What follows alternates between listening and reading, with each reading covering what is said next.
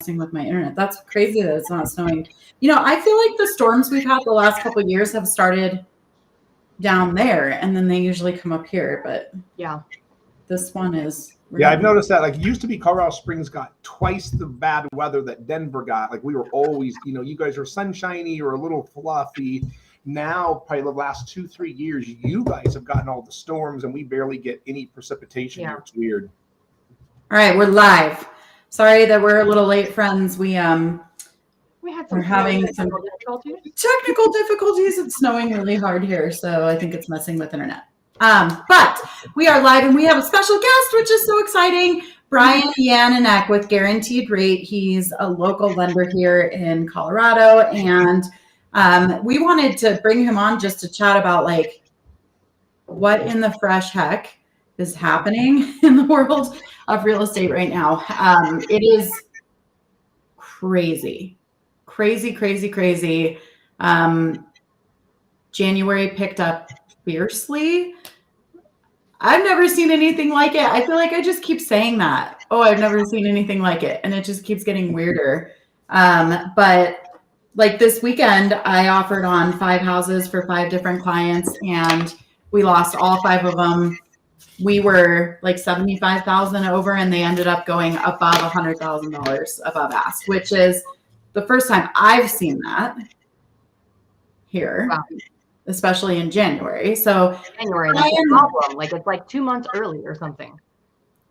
Yeah, it is. Brian, what are you seeing on the mortgage side? Yeah, so busy. We've been seeing just tons of pre-qual people getting prepped and ready. And we're just trying to get them prepped exactly what you just said. Be prepared for the first offers are not going to be accepted every time. It's a multiple buyer situation. Angela would probably let us know what our local market is, but I thought someone on Facebook had posted for El Paso County, which is where we are in Colorado Springs, there was a total of, I think, 500 active listings. And then if you cut it down to normal people's income under 500,000, there was only like 92 listings or something crazy, 500 and below. So everything else was 500 to 8 million for us. So that's what we're seeing. But like lots and lots of activity, lots of pre-quals, lots of people getting prepped and ready. I just don't see any inventory for them to get under contract. So are you like, as a preferred lender for some of the homegirls, when an agent goes out there and is looking for their own preferred lender, are you helping them with these conversations with buyers? Like, let's say I send a buyer to you, and the buyer has crazy unrealistic expectations or doesn't understand what's happening in the real estate market right now. Are you helping your agent by kind of trying to guide them and talk to them and set proper expectations about stuff? We do. We can lend in most of the states. So, each market's very unique and different. Our market's crazy hot. San Antonio is even crazier than like Colorado is right now. So we are preparing them, having that conversation with them, letting them know that house for $400,000 will probably go for $450,000, $475,000, $500,000. So we're doing that. I still occasionally get that couple that are like, yeah, we're looking at houses this weekend. We saw one for $475,000. We're going to offer $450,000. I'm like, you're wasting your agent's time. Maybe try $550,000. Right. That is what we do. So we're very big into that, trying to set realistic expectations for them. Because a lot of times people will just get so burnt out. They've made 8 offers, 10 offers, and they're done. I actually had 2 people come back that tried last spring. They were so burnt out that they just had to go find a place to rent. And they're like, hey, we're going to try again. We're ready. We've saved up some money. We're prepped and ready for these appraisal gaps. And, we're ready to jump in the mix. And I think that helps a ton when they're realistically knowing what to do. And then the other thing is just, to me, using a good local lender that's in that market. I see so many listing agents. You get a pre-qual from, Rocket Mortgage or some internet company that no one's ever heard of. You can't get a hold of them. They won't answer their phone. They won't text you back. They only work Monday through Friday from 9 to 4. those deals are never going to get accepted. Listing agents are too smart, too trained. They're letting their sellers know that is going to be a difficult transaction, and it's just not going to work.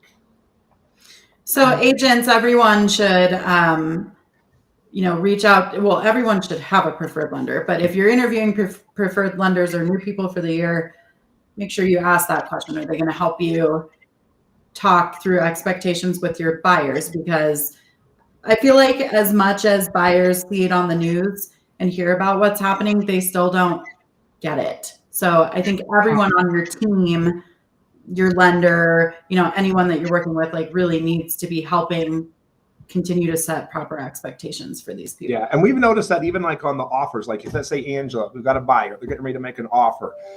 She's typing up the offer. Before that offer is even typed up and completely submitted, she'll send me that borrower's, listing agent's name and number and say, hey, we're getting ready to write an offer on, 1010 Main Street.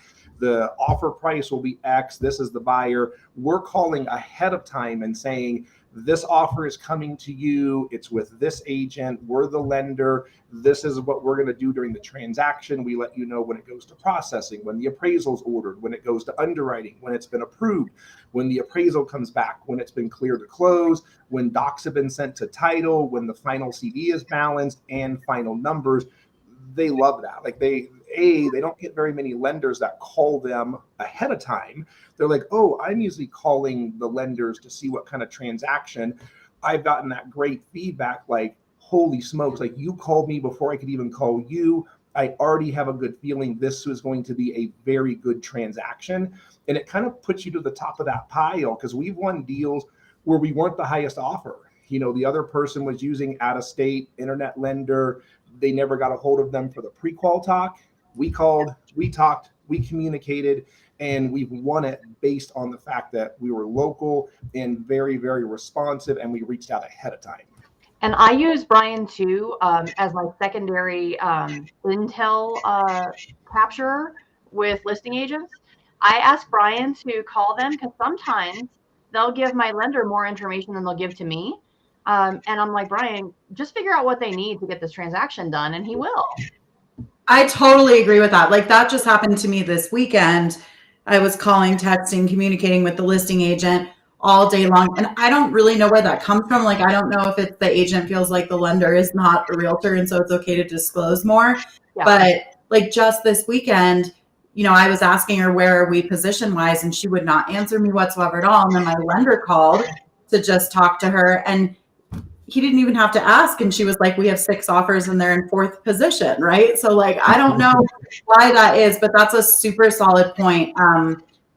Your lender can sometimes get a lot more info than we can for some weird reason. And sometimes I'll even say, hey, random listing agent, who is your preferred lender? I'm going to have my lender call your preferred lender and give him the breakdown of what their ratios are so that your personal lender understands how qualified our buyer is, and they can sign off on it and let you know that we know what we're doing, and that Brian's a local lender here. He does a ton of transactions.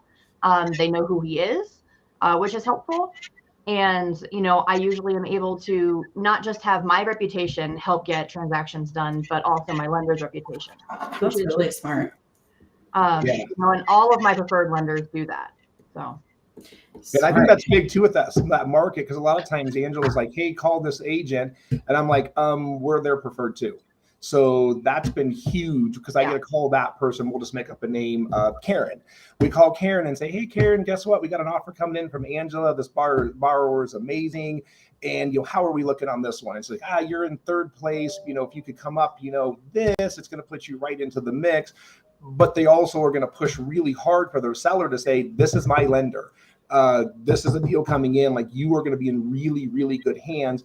And the funny thing is, half the time we already have that seller pre-qualified with us as well. Mm-hmm. So that really helps a ton, because then we're on the hook with both transactions. We know it's going to be seamless, and it just gives you that extra little edge that you're going to win those deals. But that is such a big thing in your local markets to have that. Kelly says, what a great idea to have a lender to lender conversation. I'm obsessed with that too. I absolutely love that idea, because remember, like there's probably not a lot of relationships out there as intimate as lender and agent, right? And so that listing agent, whoever that listing agent is, has that super intimate relationship with their lender. And then their lender maybe can call them and go, hey, pay attention to this one or prioritize this one. That is a great tip. Yeah, and And it's as a you great know, a lot of- opportunity for Brian to call and talk to them. And if for some reason that lender isn't happy at their current lending office, then Brian can possibly recruit them to a guaranteed rate. Whatever it is, like, you know, this is a partnership. It's not just a one-sided relationship. If it is, then you don't have a preferred lender. You just have a lender. You know, this is a relationship that is advantageous for both sides to be really close. Like I talk to Brian or Ashton or my other lender, you know, at least once a day, all of them, you know, by text or sending stupid memes. Like we're really close. Like I go to Brian's house often. Yep. So like these relationships are like family, like they're really close. It's like having a transaction coordinator. Like you need to be, you know, really tight with these people. And the great thing is most of the time, they're also going to, once social media realizes who you're working with as a lender, other realtors are going to want to use that lender, which is great because then when you have a buyer and you need to get it, you know, approved, Brian can then call them because they're already working with Brian. It's super easy, right? So you'll find that a lot of top producers will use similar lenders for a reason. Yes. Yep. And like what Kelly had talked about, the big thing about that is, as you guys probably know, you know, each market, you know, the big realtors know most of the realtors in their world. It's the same thing with us lenders. We know most of each other that are in the industry. If it's some new guy that just has license, it's great because I can call, you know, XYZ, who's their preferred lender, and I can run through that scenario and say, hey, this borrower is amazing. You know, they've got great credit, great income. They're like, okay, cool. I'm gonna let her know that you're a great lender and it's going to be an easy deal. Oh my God, I'm obsessed with this because guys, how many times when you're submitting an offer for a buyer, are you going like, I could just make a connection with this freaking listing agent, then we could get this deal done, but they won't even let us make a connection. Like they've got a big old wall up and there's no connection to be made, but maybe lender to lender can make a connection because they're homies too. Just like us real estate agent have friends. And I never thought about that before. And if it's not lender to lender that I can make the connection, like if I know that Brian absolutely hates their preferred lender or something, then I will go through the title company and be like, hey, title company, because we only have like 6 real title companies here in town. Dude, that's so I have my title reps call their title reps and say, hey, this girl knows her shit. Like she's not going to screw around. Like the clients are good.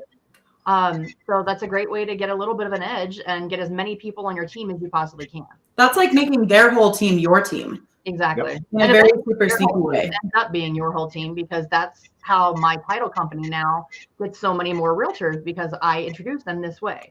So it's great all around. Okay, I have some questions.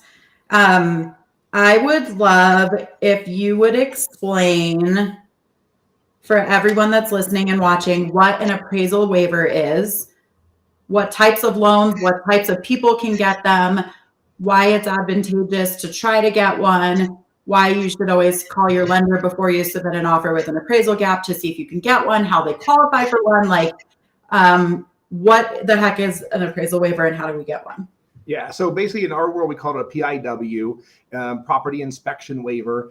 They've been, you know, people will call you ahead of time and be like, hey, can this property get, you know, this? So we have a couple of different systems that we can run it through, which will give you a great shot at kind of a guessing game to say that this property could qualify. What it basically is Fannie Mae and Freddie Mac, the two big, you know, conglomerates that do most of the lending, they have so much statistics that would like literally blow your mind. So it's not because the borrower's putting down 50% or 80% down that magically makes it qualify. It's truly the property itself. So if it's selling for fair market value in that particular area, the data supports what it's selling for, it's going to generally try to give you a property waiver because it feels that it's already met the guideline. You're not trying to buy a house for $900,000 that's really only worth $300,000. It's not going to accept it. It's going to spit it out every time and say it needs an appraisal waiver. But VA and FHA do not offer that. They want appraisals 100% of the time. And I'll just explain something super quick because this always comes up. FHA, the appraisal sticks with the property. So if buyer A is buying the house for $425, they terminate and cancel, an appraisal was completed, that appraisal is staying with that property. You can For how long, Brian? 4 months. Yep. So that is your appraisal. I'm doing one right now, new build. The appraisal was done like December 4th. I'm the third buyer. First buyer died out for some reason. Second buyer came in, terminated. I'm the third buyer on the new build. I had to go back to the appraiser to have everything, sent to us. And it adds some complexity. And then the crazy part is the original contract was $369,900. The appraisal came in at $374,000. Terrific for that first buyer, but again, they terminated. Our buyer's under contract for $306,000. They've got to bring $12,000 to closing. I can't redo the appraisal. I can't do anything at all. Like that's stuck. Like that's the value. So the buyer thought, because the second lender said that they could get a whole new appraisal, which it's incorrect. So unfortunately, that buyer has to automatically do the appraisal gap. There's nothing around that one on that one. So that's set. Then VA sticks with the veteran. So if you're selling a house, veteran gets it, you get Tidewater, which basically means the appraiser can't hit the value. You get a chance to send him comparables. He's got 48 hours to send in new comps. Then once that appraisal is issued, if it's still lower than the sales price and they terminate, it goes under contract with a new veteran buyer, whole new appraisal, whole new process. You have a chance to get that deal done with another person. But FHA, you're pretty much stuck for that 4-month window. And then Fannie and Freddie, yeah, as long as the data supports, which is conventional, Fannie and Freddie.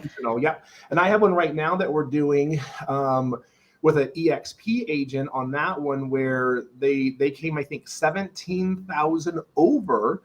We got an appraisal waiver. So where it helps my buyer is she was going to put down 20%, and I'm trying to remember the final sales price. Let's just say it was $520,000. So she was concerned because, she's already got to bring 100 and something thousand down. Does she have to bring another 17,000 on top of her 20%? We got an appraisal waiver. She literally squealed on the phone. She was so happy because for her, she saved 17,000. It was already a squeeze to get her 20% down. She really didn't want to have to liquidate her accounts to come up with that extra 17. That's gone. She's now 20% down, done. It's one big piece out of the approval process. And now we actually moved her closing up 11 days because I'm no longer sitting waiting for an appraisal to come in, because that's my favorite thing. Appraisals due Thursday. It'll be to you by 5. Friday morning, no appraisal. Friday afternoon, no appraisal. Friday evening, no appraisal. Monday, hey, how are we looking on an appraisal? Oh, I had some stuff come up. I hope to have it delivered tonight.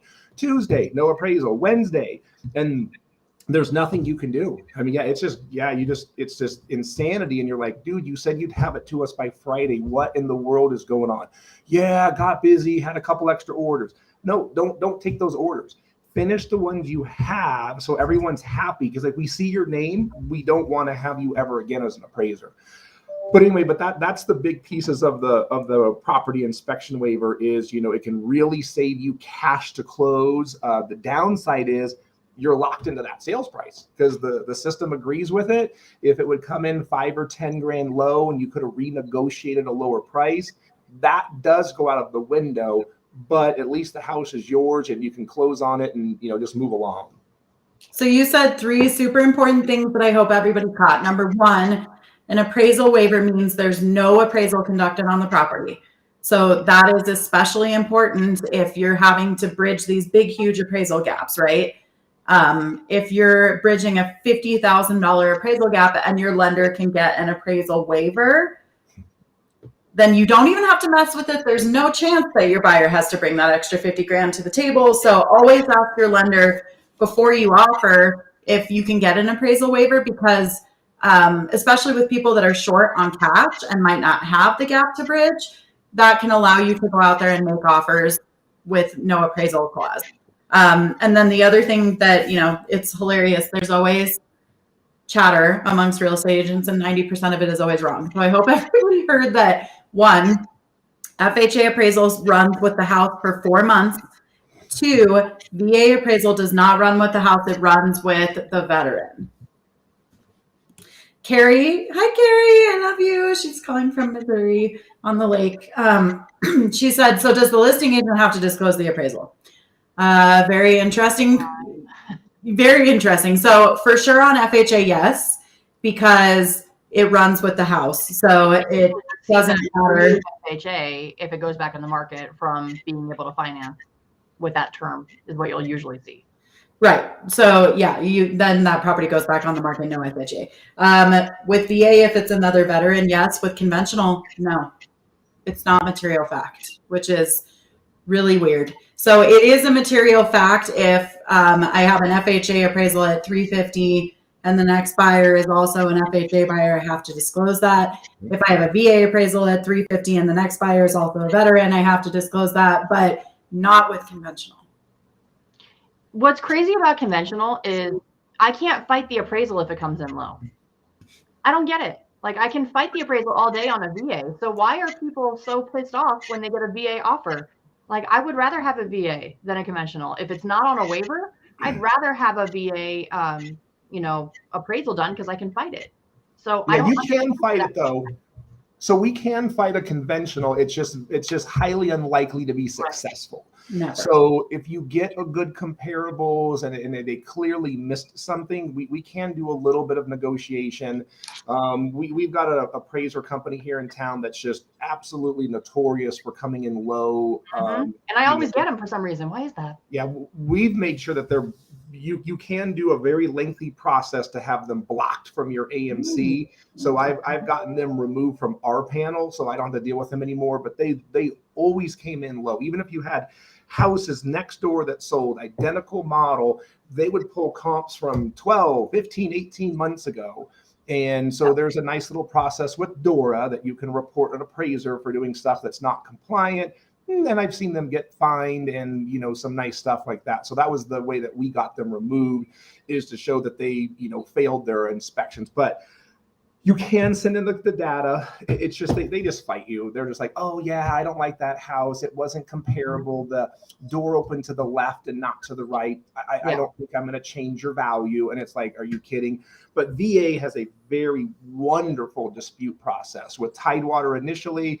And if that doesn't work, then you can go up to the VA, to the RLC, and completely send in a reconsideration of value with, a whole separate human being reviewing the first appraisal, so you don't have any hurt feelings or pride. It's a completely separate human that's going to review that appraisal and say, I agree with you. I'm going to give you $5,000 more, 10 grand more, or whatever else it is.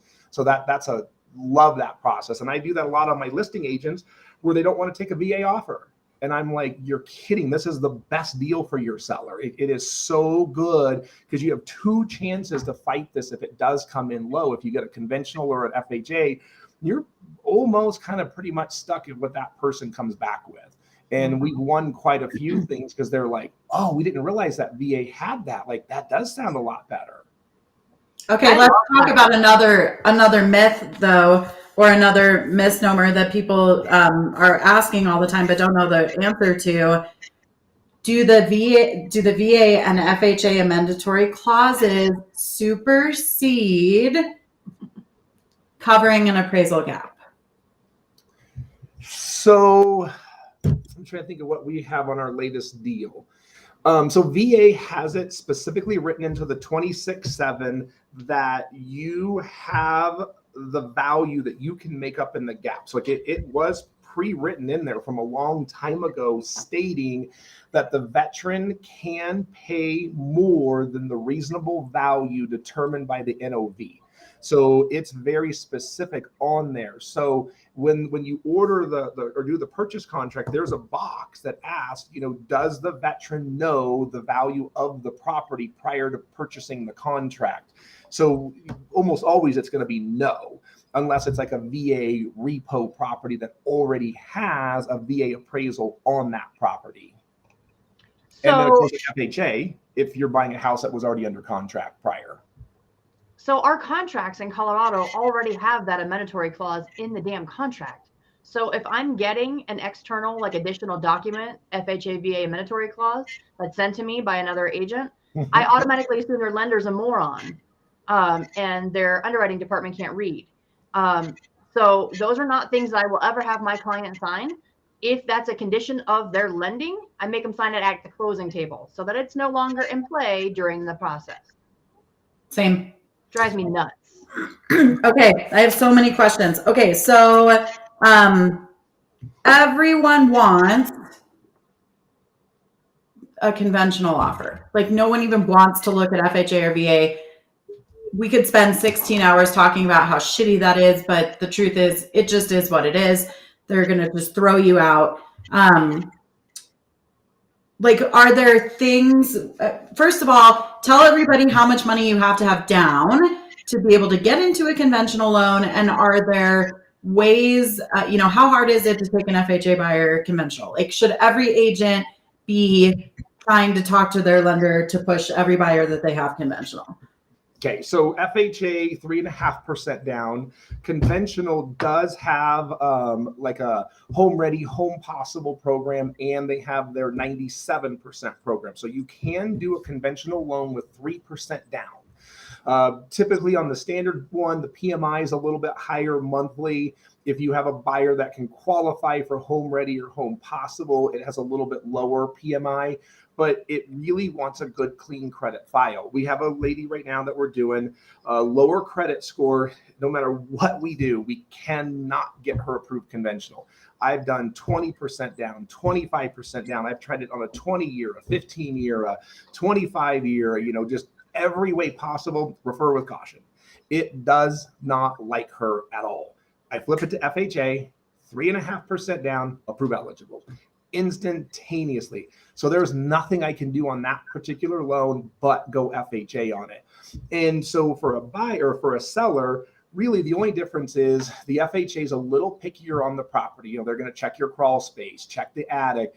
They're looking for peeling paint, exposed wood, any health and safety issues.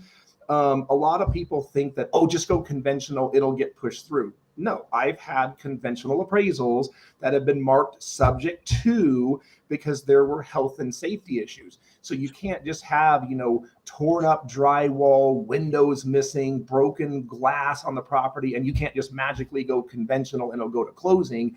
It still has to be a good property. You will get away with like peeling paint and some other things, but I've seen them ding you for, raw exposed wood, termite damage, water damage, things like that. Those still get popped on a conventional appraisal as well. Ashley Candler, I can't put your comment up on the screen because it cuts it off because apparently doesn't want to block our lovely faces with your words. But she says, I've only seen the lender a mandatory clause required to be signed if the offer is countered and not signed and accepted because the clause is in the contract. But if the seller doesn't sign that offer and a counter is executed, then lender requests an amendatory clause signed separately because it wasn't signed in the offer. So I have seen the same thing many, many, many times. And I do the same thing as Angela does, which is if we're going to have to sign it, then we're signing it at the closing table. Yep. But so I'm not a realtor. So you guys tell me, is the purchase contract, if it's countered, is the purchase contract still the offer? Is it still part of the contract? Yes. Okay, so this is, and again, we know we have people that watch from all over the country, so we won't dive into this for too long, but yes, for the love of freaking God, yes. And this happens I've had 8 lenders call this year and say that, they're fighting me for weeks over the fact that we have a signed counter offer, but the signature from the seller is not on the original offer. It's not on the original offer because the counter becomes an addenda to the contract, a rider to the contract. And they're like, well, we can't close without a signature on the original offer. Yeah. So for us in Colorado, again, I know we're in all 50 states here. Colorado is super specific. The offer is the offer. The counter just changes, either the sales price, a closing date, maybe you tightened up some of the dates or whatever. Everything is there. So if we ever do get that one-off underwriter that tries to say, oh, well, the the offer wasn't signed. It really technically was. They just changed it on the counter proposal to add the closing date was changed. They increased the sales price. They shortened the appraisal objection deadline, and that's it. So it's still part of the offer and the contract. So they just need to go back to that underwriter. I've never not won that battle. Like 0%. I think that part of that issue is their underwriter is not someone they know. It's not somebody they can walk to their office and say, hey, this is why this is like this. They don't have a good relationship with their underwriter. I mean, that's usually where the issue is. And it always seems to happen on VA for some reason. But I think that, it's super important that your lender knows their underwriter and has a good relationship with them. So they can walk over to their office and say, hey, that's not how it is. Like, you need to change that. That's a really good question to ask when you're interviewing potential preferred lenders. How well do you know and love your underwriter? Mm-hmm. And will you go and sit on them? There was a big push years, for brokers are better and all that kind of stuff. And I did the broker channel for a couple of years, and that's where I think I really struggled. Is you send a loan to Cardinal, UWM, Caliber, Home Point, Remen, all these different places. They each have 1,000 underwriters at every place, and every month you're switching to a new pod, and this person gets promoted, and it was almost impossible to build that relationship.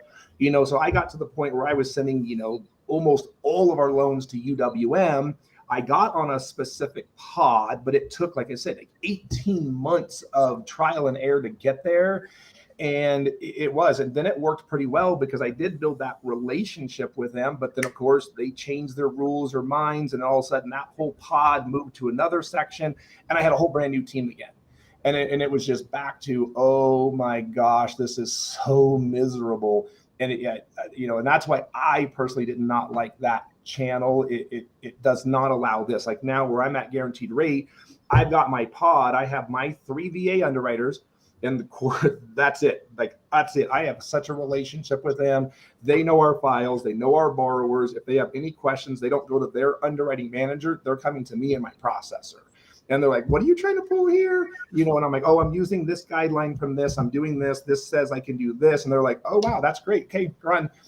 Huge relationship. I mean, absolutely huge in the transaction. That's the difference between brokers and direct lenders. How I've been seeing a bunch of chatter, like both in the public and then also, in these giant Facebook groups with millions of agents from all across the country. The stock market took a total shit. It's a market correction. I feel like I've seen the 2 words market correction 57,000 times this week alone.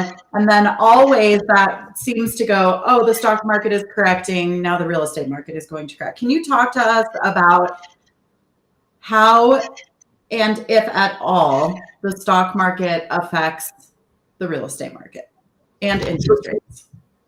So for my world, it's basically the bond market hates inflation. So we've seen the biggest push has been inflation's at the highest level in like 41 years. And, go look at your gas, go look at your food, your groceries, tires, energy, oil, gas, everything is skyrocketing there. So the feds have basically said, hey, we really need to stop this easing, stop with the mortgage-backed security purchases. And then once they announce that, like I've got my little chart up here. So to give you what's a mortgage-backed? Break it all down for everybody, because we might have people who are new. Mortgage-backed securities are basically the bonds that people purchase to get a home mortgage. That's where the interest rates come from. So when the mortgage-backed securities are priced higher, interest rates are much, much lower. And then as there's more inflation, they start to sell off, which then drops the coupon price, which increases rates. So not to bore you with numbers, but as an example, on November 8th, so the bond market was at 104.57. And then the worst it got was on January 18th. So about 45 days later, it was at 101.6. So that's a 300 basis point drop, which equates to approximately a 1% change in interest rates.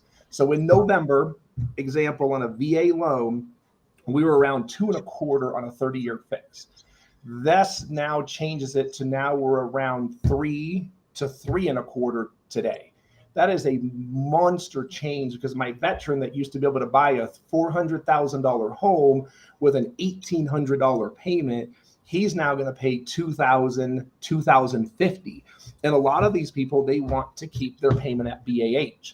Well, if BAH went up 3% and their mortgage payment went up 17%, that's not going to work. So now they can't look at a $400,000 home. They've got to look at 380, 375. Well, guess what? There aren't any of that. Price doesn't work. Yeah. So then they have to go to Angela and look at 410, 425, and they've got to find an extra $200, $300, $400 in their budget somewhere else. Well, So, and you know how we do that is we roll their closing costs into their loan, and the money they have saved we now use to pay off debt, so that their debt to income ratio goes down, their monthly output goes down, and they're whole again, right? absolutely. Once you understand lending at a really high level as a realtor, it's almost not fair. And that is how I sold every single Challenger home in Kuchar's Ranch. Literally every single home. Because the taxes were so high, the only way to combat that was to pay off some debt to make it appealing, right? Correct. That's the only way Yeah, to we do just that. got we've had a couple moving here from Phoenix. The first lender they had talked to, which is a really good agent, I mean, he's a really good loan officer, great guy.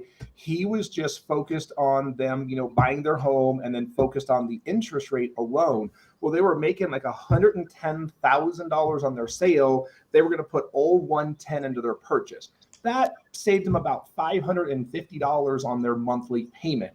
When I got the loan, they had a car loan for like 30, a car loan for 40, I think $25,000 of credit card debt or whatever else. Everything together was like $2,100. I'm doing 100% financing for them. I'm paying off $2,100 of debt per month. Yes, their payment's $550 more per month, but minus that $2,100, I'm saving them $1,500 of their outgo. That to me is more powerful than trying to save $5 on a mortgage, $20 Right. here. They are so in love with that concept. Now they have no debt but a mortgage. Their payment's $1,500 a month cheaper, outflow. Now they can go invest that money, put it into the 401ks or whatever they want to do with that, Roth IRAs, and invest it. And they're going to be way, way, way ahead financially. And of course, they asked me, why didn't the other lender tell me that? And I'm like, I have no idea, but they probably will now. Yeah. Okay, so here's another question, and this one's more geared maybe towards the agents, but I guess in advising their clients as well. But like I've heard everyone right now talking about the fact that we're equity rich. We're rich, bitch, with our equity, right? And so everybody is okay. So like I was on the phone the other day with a friend, and he basically said, I feel like I should sell because it feels negligent to be sitting on $500,000 of what he feels like is kind of made up money, right? That things could change in 2 weeks and $500,000 could be gone or substantially reduced, right? Because of market conditions. But he doesn't want to sell. He loves his house, doesn't want to go anywhere. So now everybody's asking all these questions about, should people do cash out refinances and pull that money out? Should they HELOC and keep it? Like, how do you feel about that? And how does that affect like their financial future going forward? Does that make sense? Because it seems really great to pull out 500 grand today, but then what happens if the market does correct? Then what do you do? Yeah, we see a lot of these gurus that, will push, how to hit up your market. Now that, the majority of refinances have truly dried up. The guy that used to work at IHOP making your eggs and pancakes that got his mortgage license, he's going back to IHOP because the phone isn't ringing 60 times a day for, someone going from 6% to 2%. Like those days are gone. I think a lot of this just comes from people who want volume of business. And, we get these emails all the time. Hey, how to hit up your past clientele. Tell them they have $500,000 of equity in their home. Let's pull that money out. Go put it into the market, put it in their 401k, get them to invest it, or pull that cash out, flip that home into an investment property down the road, go buy another primary residence. You've got the cash that you put down on the next one. Now you own 2 properties that are appreciating.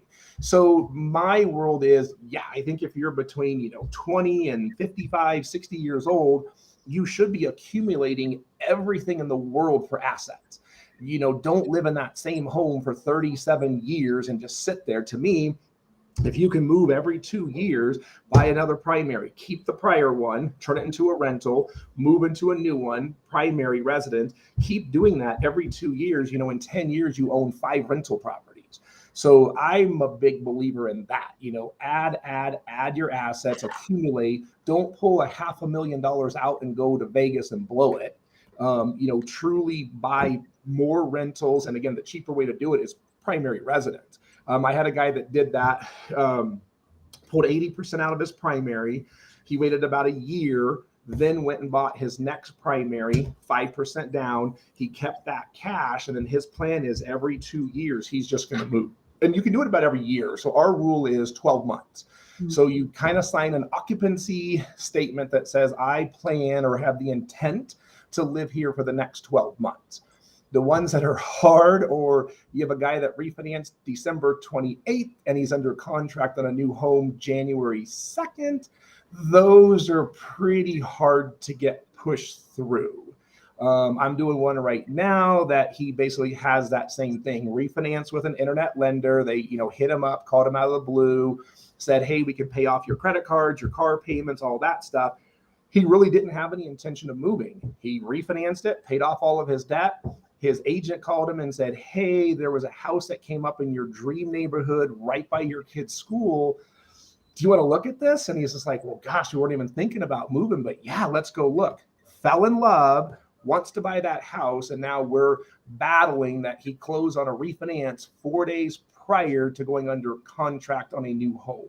That is a hard sell. So that's why you got to make sure that your lender has like a really close relationship with the underwriter, because otherwise that ain't never going to go through. Exactly.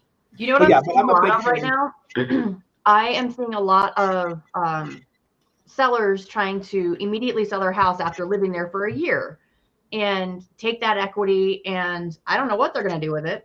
But what they're not factoring, because they're interviewing 15 different agents and the other agents are like, yeah, sell it. Let's sell it. I'll sell it for $4. Let's do it.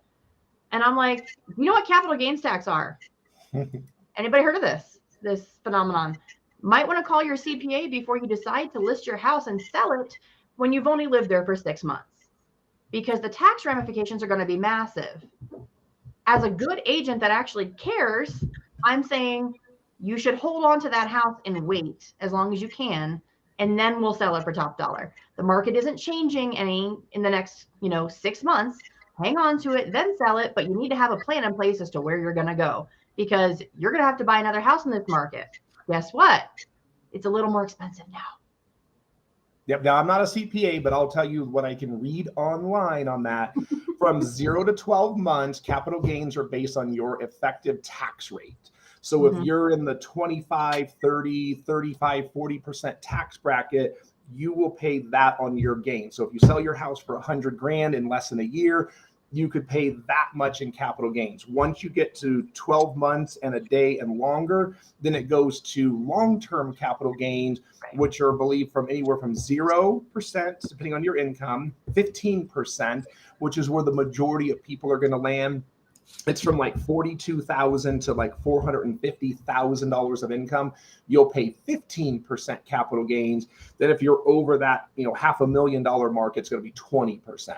So huge savings. If you could at least wait that 1 year mark, it basically cuts your tax rate in half. And then after 2 years and a day, then it effectively, depending on what you net, could technically be a zero capital gain issue. Yep. And you'll recall at closing that the title company is going to ask you, has this been your primary residence for 2 out of the last 5 years? If so, we don't have to withhold any additional monies. If you can't answer that it has been your primary residence, we're going to take a pretty good chunk of it and hold it and give it to the IRS. Probably don't want to do that, right? It's probably worth it to just hold on to it for 2 years, right? Like, why wouldn't you educate your client, or at least show them where to find that information instead of it's all about the sale. Like I have to list this house because it's, going to make me some extra money. That's not the best course of action, right? For a lot of people. I agree. So it's really important that we, get that quickly updated for you. Lindsay, why are you calling me? Sorry. Well, the snow just knocked my power out. Oh God. So I went away. And Tammy had a question. So basically, Tammy, if you Google capital gains, say based on income or something like that, it'll bring up a little chart. So you have to make between $0 and $42,000 of income on your filed tax return to qualify for zero capital gains. So it has to be a very low income earning person. That's why I said almost everyone is going to qualify for that 15% box. It's like 40,000 to, like I said, 450 something $1,000 in there. And that's, 90% of the population is going to make that income. So that's why they stuck them all in that box. Right. And everybody's situation is going to be different. Mm-hmm. I really recommend to have on your team a CPA that you can easily pick up a phone and call and say, hey, so-and-so client, can you give us an idea of what their tax liability is going to be if we sell their house right now? So they at least have all those numbers in front of them when they make that decision to sell, because it's a really big deal. You might be showing them a number of profit that's $150,000, but they're not actually going to walk away with that. Mm-mm. Yeah, I'd be pretty pissed if I was banking that I was going to make 150 grand and oh shit, it's actually only like 75. IRS comes after you. Yeah, I think the calculator I use is on NerdWallet. Like there's an actual capital gains calculator. You literally put in your purchase price, your sales price, and your annual income, and then you hit enter when you bought it, and then it'll actually spit out for you, those numbers. And so it's not huge because remember, it's only on the gain. So if you made 100 grand, you're paying 15% capital gains. You owe the IRS a check for 15 grand. You're still walking away with $85,000. So if it's something you really want to turn, then that makes sense. But I've got one right now, a guy selling in Sanctuary Point. I think his purchase date was like March 22nd of 20. He originally was selling on the 18th. We raised our hand and said, hey, do you realize that you're literally 5 days away from no capital gains?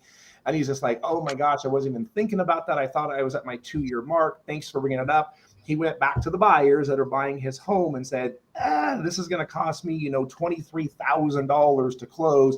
Are you guys okay if we delay closing 6 days? And they were super cool. They didn't care. They were ecstatic and they moved on. And he was great. I mean, I've already done like 4 loans for this guy, but he was like, thank you for catching that. He's like that series, he just saved me $20,000. Yeah. And as agents, you should be able to see that on the tax assessor when they closed on the house last time, right? Mm-hmm. It's pretty easy to do that 2-year math. We're just adding. Always look at that. Always. Yes. And you should be bringing that with you to your listing appointment, right? Along with your net sheet. And it will even ask you on the net sheet. And you should, show that on the net sheet where it says, hey, when did you buy the house last? Because what we're trying to see with that question is, hey, is there going to be a recapture for title? Is it going to be cheaper title insurance? But really, that should be a trigger to you as an agent, like, hey, it hasn't been 2 years since they closed on their last house. We're going to have a conversation. So. All right, Brian, I have 2 more questions. So wait, I gotta say hi to Josh real quick. Hi, Josh.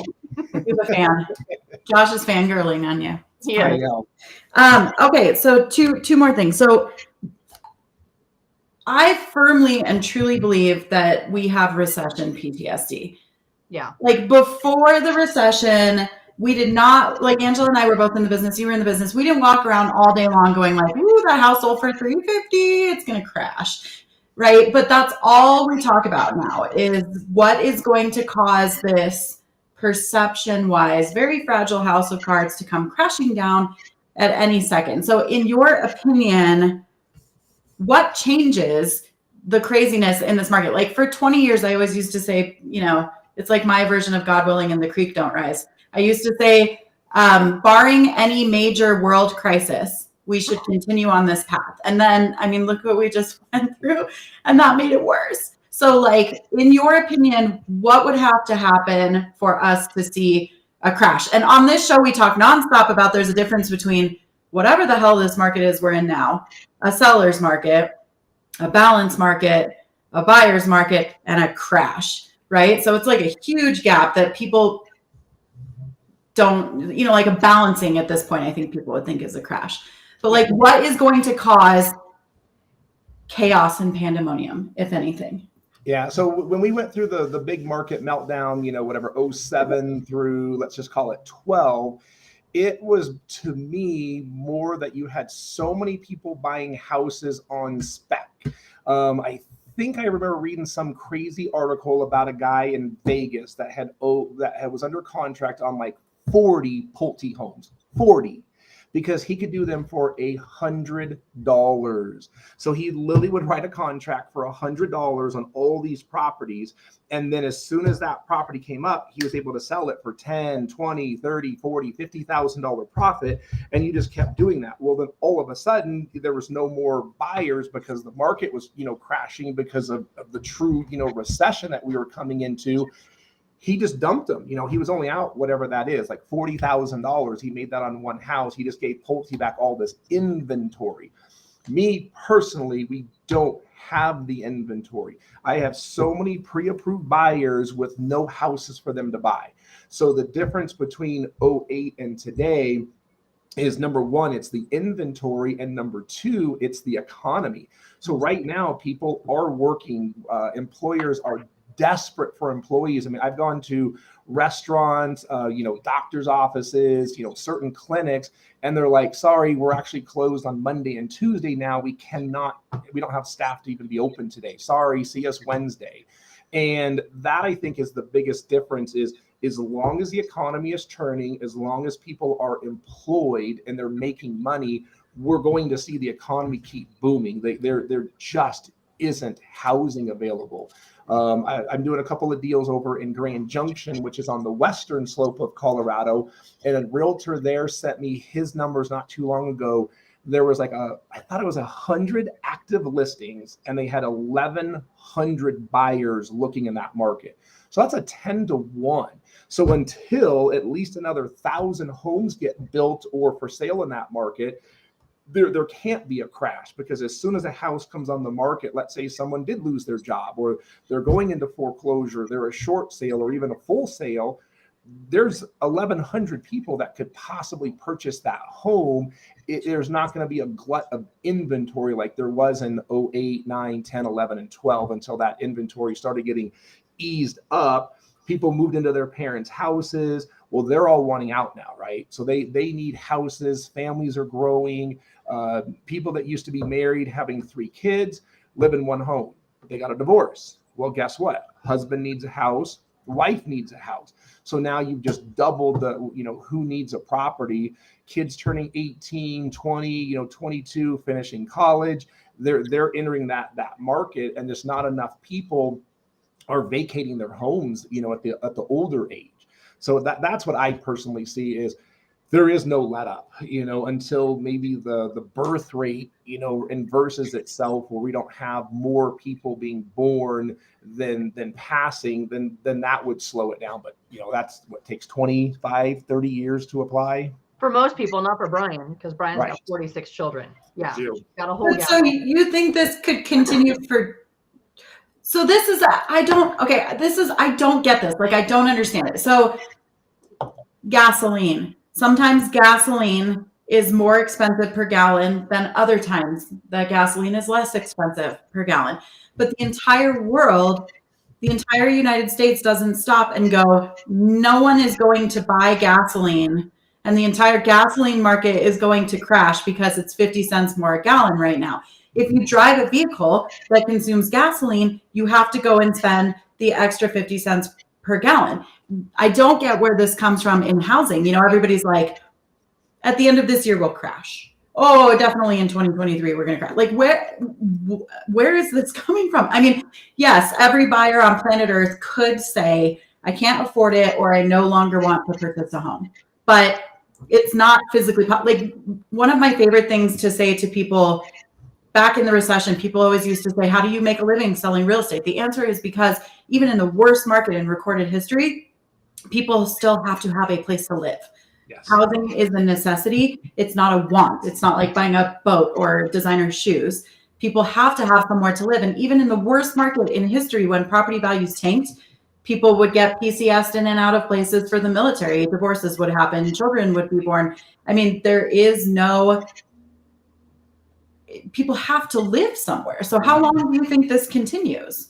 I mean, we keep having more people being born, right? I mean, it's not like our amount of people in the country is going down drastically when people are passing. It's not, they're living longer too, which is, problematic, I guess, the amount of houses available. So some of our big real estate developers here, I was talking to a buddy that is really good friends with them. They have a master plan that's like 15 years into the future. They've already cut it back to 10 because the inventory is so low, it won't last those last 5 years. So they've already cut that number back, that they're so short, it won't even last their 15-year plan that they had originally done, years ago. That master plan with the number of homes projected will now only last 10 years. So they're literally having to go out and, purchase, way more land, way more properties, way more subdivision. They're so far behind, that's what, a 33% cut, basically, because the inventory is so low. And now the expectation for who needs to move here or who's going to, it's risen that much. So yeah, I just can't. And then again, unless we have a complete monster economic collapse because people are no longer working and the businesses just implode, this thing just it has a long way to go. Yeah, I think people are scared of what's going on with Russia. They think that if a war happens, that our market will crash. What happens during war? We know probably better than anybody in Colorado Springs what happens during war. Interest rates go down typically, and buying power goes up. And our military folks have pretty good job security, right? They're not getting fired. So I think that people don't really think that through. They just assume that something like that would cause a massive, plummet. It doesn't. I think we want it to happen, which they do. They just sounds really messed up, but like originally I was thinking it's like PTSD, that we're all just waiting for it to happen because we've been through something hard and we're afraid it's going to happen again. But I also think we want it to happen on some level because it is gross. I was talking to an agent friend of mine the other day and she was like, how do you set proper expectations for your buyers? And I said, the first thing is you be honest. Yeah. And you say, I agree with you. I also think this is insane. And I also probably think that, if I was buying, I wouldn't look at that house and go, yeah, it's worth $1 million, but it is. Yeah. And it's not changing. And next year, it's going to be another 20% on top of it, right? But I almost think people want it to happen because it's scary. It's expensive. Yeah. I'm wondering if the fact that businesses are willing to pay so much more right now will affect us in the next 4 years, because those people that are graduating high school might not go to college and might immediately join the workforce and skip that, like we all did, right? And instead of going to college, they're not waiting 4 years before they're buying their first home, before they're making their money. They are now making their money, pretty good amount of money at least. And they're either going to start renting quicker or they're going to start buying quicker. So I wonder if that will change a little bit too. So I don't know. I think that our economy in general is kind of flawed. Like they think that the government thinks that if they raise the interest rates, that all of a sudden it's going to like stabilize the market and it's going to make sure that all these buyers can all of a sudden, get back in, and sellers are going to stop, selling their house because they can't sell it for as much. That's not what's going to happen. If they raise the interest rates, people are still going to buy. They're just going to buy at a different price point. That's exactly. It's not going to change anything. Well, I mean, look at what happened. Look at what's going on in Canada. Angela and I talked to our friend Walker Adair, who's in Vancouver. This has been going on in Canada for 30 years. And they've been going not $100,000, $200,000, $300,000, $400,000, $500,000 above asking price. And it hasn't stopped, right? So, the fact that we feel like we're so balanced on the precipice of something exploding, right? There are places in the world where this has always been right like this. I mean, if we were lucky, we bought a long time ago, and now we are sitting on $500,000 worth of equity, and we have choices. It is hard for people getting into the market. Yeah. Okay, Brian, last thing. That's crazy. I didn't hear that You didn't hear what? Oh, I said I didn't even know that Canada was exploding like that. Haven't even heard that. That's just mind blowing. Oh yeah, for like 30 years. I mean, he was laughing at us. Like, you know, I was like, oh, I read this article where I just saw another one this weekend where an agent camped out for 4 days in front of a builder model home, trying to get a property, like a lot release for their clients. And he was like, dude, we do that every weekend. We've done that every weekend for 30 years. Like, it's always been like that, you know, and it's not like the gas thing. It's not like everybody in Vancouver left and Vancouver is now empty. It just stays that way. It's crazy. I've never seen more supercars in my life than Vancouver, Canada. Wow. I need to go to Vancouver. It's pretty awesome. My son loves it. Okay, Brian. So last thing real quick. If an agent, because it's beginning of the year, is revisiting their business and they want to interview potential lenders or, you know, maybe bring another one into their business this year, can you just run down real quick, like maybe 3 to 5 things that every agent should ask a lender before choosing to work with them? Yeah, you know, my big thing is everyone is so unique and different. I have some agents that are so involved in the transaction, like they literally are watching it from step 1 to 100. They have to be involved in every step of the way. So if they're that kind of a person, they want a lender that's going to want to interact with someone like that. I have a lot of these LOs and a lot of those Facebook groups where, the common theme is like, stay in your lane, leave me alone, let me do my job. Other lenders are like, yeah, cool, call me once a day, or I'll call you and give you a, play-by-play, but really work with someone that you click with and they work the same way as you. You don't want to work with a loan officer if you need that constant, let's call it hand-holding for the entire process. If they don't want to handhold with you, that's just probably not someone you're going to click with. So really work with someone that's in your same type of, modality. And, I have a couple of agents that do, 1 or 2 deals a month. When they call you, they want to talk for an hour and a half. And I'm like, I've got 63 calls to return and I have 408 emails. I can't be your chit chat buddy. Like, I am so sorry, but I can talk about loans, talk about the files, but I got to go. I've got all these other people to call. So, find that person that's going to click with you on time too. If you only have a couple of deals and they have a couple of deals, yeah, you guys can hang out. So those are big. Availability. Some of these loan officers are pushing so hard in these Facebook groups. I'm only available Monday through Friday from 9. That is going to kill your business. I say the same thing. There was one girl in this Facebook group all the time, and I always just battle against her. And she's just like, oh my gosh, if anyone calls me after 5 o'clock, how dare they? I look up her numbers. She did like $7 million last year. And I'm like, that's why. I mean, she does no business. She does no volume, and she won't. I wouldn't use her if I was a realtor. Zero chance. Like, this girl will not answer her phone on the weekend. She won't answer a call at night. I just had an agent the other night called me at like 10:34. Sorry to bug you, but I have a real quick question on a listing I have. It was a 30-second phone call. I was up watching SportsCenter after all the football games this weekend, just, whatever, chilling. I answered it. If I was asleep, it would have went to voicemail, right? No big deal. But I was up, I answered it 30 seconds, and she got a good night's rest because I, answered her question that she thought it was correct, but get another agent saying the exact opposite to her. And I was like, nope, that agent's wrong. So huge piece on that. The other thing that I really like in the current market is a lot of lenders I'm finding out don't have like float downs. So we're in such a volatile market. Rates are at 3.25, then they drop to 3%, they go up to 3.5, then they drop to 2.75. At guaranteed rate, we've got a really neat float down programs. So if someone does happen to find a house on a Wednesday afternoon and rates are at 3.5, but over the next 3 weeks rates drop to 2.75, I got to give them that lower interest rate. There's a lot of lenders I'm hearing out there that are basically, spooking the buyer. And they're like, sorry, you locked 2 weeks ago at 3.75. That's your rate. There's nothing I can do. You can refinance in 6 months, but you're stuck.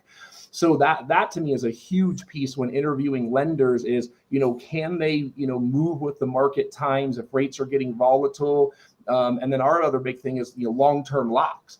I can lock a loan up for an entire year on a property. So my new build, I locked a guy, back at the beginning of January. He's closing, I think, August or September. We got him a 2 3/4 30-year fix locked out for like 9 months in advance. The builder's lender can only do like a 60-day lock or 90-day lock. So he ran to us, and then the neat thing is I still get a float down.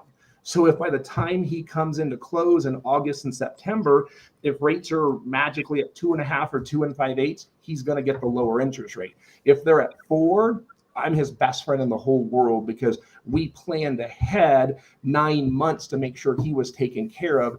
I don't have to have that conversation. Yeah, I know we quoted you 2 3/4, but you're actually getting 3 3/4. Your payment's up $200 or $300 a month. Those are big. And then that's a huge way to compete with the preferred lender of the builder. Huge. That can't do that. I know previously it's been a really difficult challenge for most lenders that are not the builder preferred lender to compete and keep the buyer's business. And if you are able to do that, I don't understand why every builder wouldn't use you or every agent bringing their client to that builder wouldn't use you, especially our builders that are they're saying 6 months, but it's really 12 months to build the house. So, 2 years. Yeah. And the last piece I would say is just making sure that your, loan officer is, always staying with the current market times. Are they educating themselves? Are they going to, VA boot camps and VA training groups and, Fannie, Freddie and FHA training? I have so many people that claim I'm the VA expert. I look up their numbers last year, 12 closings last year. And they're the ones telling people that the VA appraisal is staying with the property. Yeah, they are. They're the guys that give years ago. Thanks, guys. So many misnomers. Yeah. And I'm just like, that makes sense. You did 12 loans last year, but you're a VA expert. So it's like, what constitutes an expert? So to me, make sure you're working with someone that, has been in the business a while, has, a lot of volume under their hands and just great reputation. I mean, that's the biggest thing. You'll see that they talk about, we really got a great lender on this transaction. We're going to be in good hands. They communicate well. And I think that's what almost every single listing agent wants, is they want to be communicated with during the process. If something comes up, because, occasionally things come up, someone lost their job, a divorce comes up in the middle of a contract, an undisclosed bankruptcy snuck in somehow that didn't pull on the original credit report and it somehow populated in a fraud guard alert or something like that. Someone immediately communicates and says, hey, here's a solution, or, if the deal's done and there's nothing we can do, but they're just on top of it and they don't put their head in the sand. They're trying to solve it, or they're quickly giving the communication out that we've got an issue. Let's run and you move on so that you can get this sold to another person who can really actually buy the property. Awesome. You've been so great today. Thank you so much. This has been fabulous. I feel like you dispelled a bunch of rumors and myths and things that we talk about all the time, and it's just so knowledgeable. So we'll link everything in the show notes for everybody that's watching, but you're with Guaranteed Rate and you can service what parts of the country if people are interested in talking to you? So myself, I'm only personally licensed in Colorado. I like to really focus on just my state and my community. But then my branch manager partner with me, Chris Frankamont, I think he's licensed in 32 states. And then we have some other LOs in our office that have about the other 18. So technically as an office, we can do all 50 states. Awesome.